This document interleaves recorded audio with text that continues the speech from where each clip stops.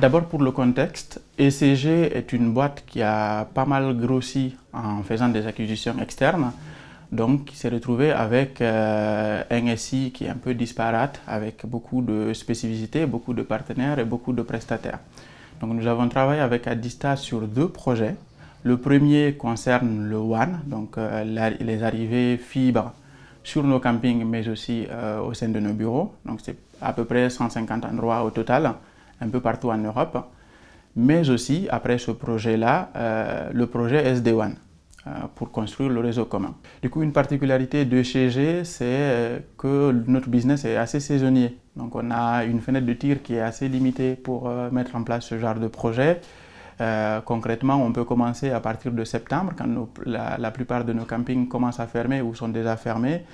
Et il faut avoir tout livré et que tout fonctionne correctement pour mi-fin mars maximum. Donc ça ajoute quand même une grosse contrainte de delivery sur tous ces projets-là.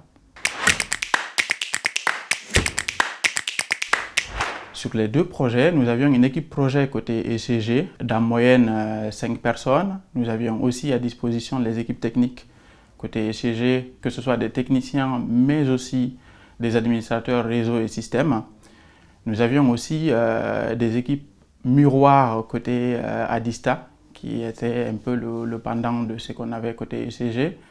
Et on avait des techniciens itinérants côté Adista qui étaient en charge d'aller au sein de nos campings, mais aussi au sein des bureaux, pour faire toutes les installations nécessaires, s'assurer que cela fonctionne bien, refaire les routages réseau et toutes les tâches techniques associées. Donc nous avions aussi comme ambition, en plus du fait de faire converger et de rationaliser tout notre réseau et de construire un réseau commun, nous avions comme ambition de renforcer les débits qu'on fournissait au sein des campings mais aussi des bureaux, de mettre en place de la redondance aux endroits où il n'y a pas, donc typiquement mettre 2 fibres ou une fibre et une solution à part. En général, on met plutôt une FTTO, donc une fibre avec débit garanti, et une FTTH en backup de la fibre avec débit garanti. Donc en termes de résultats obtenus, sur le projet WAN, nous avons du coup un opérateur unique réseau au sein de tous nos campings, avec des fibres redondées, mais aussi au sein de nos bureaux.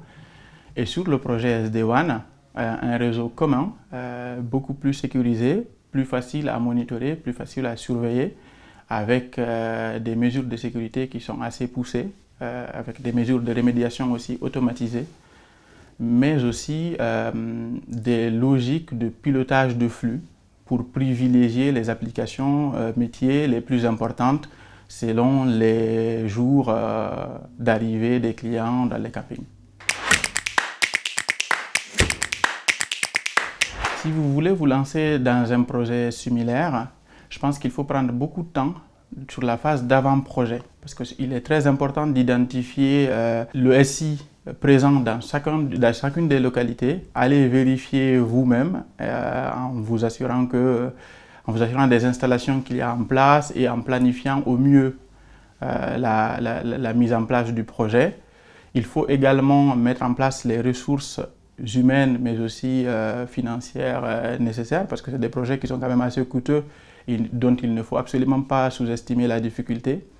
Et post-projet, il faut prévoir une passe quand même pour s'assurer que, parce que nous on avait à peu près presque 150 endroits comme je l'ai déjà mentionné, pour s'assurer que sur chacun de ces endroits, les choses fonctionnent bien comme elles devraient fonctionner et que tous les équipements locaux on-premise fonctionnent comme ils devraient, sont bien connectés au nouveau réseau.